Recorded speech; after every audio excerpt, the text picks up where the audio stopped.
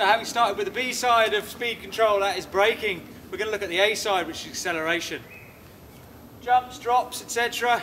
There are times when we need to set our speed by the entry point and carry that speed through and carry our commitment through. For those of you with a slightly nervous disposition when it starts to getting air, there can be a moment of wanting to have a little comfort break just as you approach the lip. That really isn't going to help things. You want to make sure that you're accelerating through the section from the entry point right through to the exit. When it comes to pedalling, you don't want to be pedalling right up to the lip, as we discussed and we looked at in the jumping issue. We want to carry a bit of speed, steady ourselves, get into the ready position in terms of our core position, in our cruising position, and then any final acceleration is down to your pump. And that's where the speed control and the acceleration is down to your mass, rolling wrists, and again under rotation and pumping. So energy management plays a massive part in speed control and is intrinsically linked. And as we see Josh come in here, his final little acceleration isn't going to be through pedal strokes but through a pump. That will give him extra lift, extra drive, and a little bit of extra acceleration, which you push through the bike, making the bike the accelerating mass rather than the decelerating mass. Any pull up at this point or any braking is going to decelerate the bike and make you the accelerating mass, and that isn't ideal when it comes to gaps.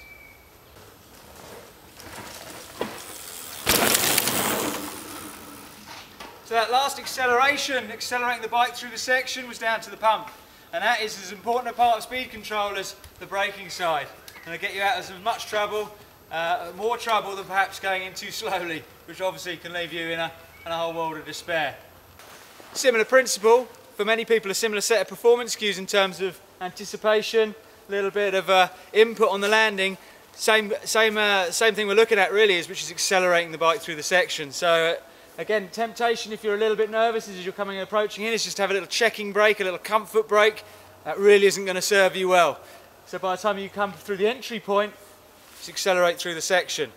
Look through, push through at the lip, extend the bike out in front of you. That little acceleration of the bike means the bike becomes the accelerating mass once more, and as we land and catch up with it, we can push through, smooth out the landing and soak up any bumps. So in terms of performance cues, the anticipation, we need to be committed from the point back there, carry that commitment through. From the input, we need to be ready, having extended through to soak up. And from the looking, we want to be looking through the next section. Quickly we're into quite a tight corner. Luckily it's very bermed, and realistically as soon as you land you can be looking through, pitch the bike over and roost through that berm down there. No need for braking on before the entry point of that one. Down from there, eh?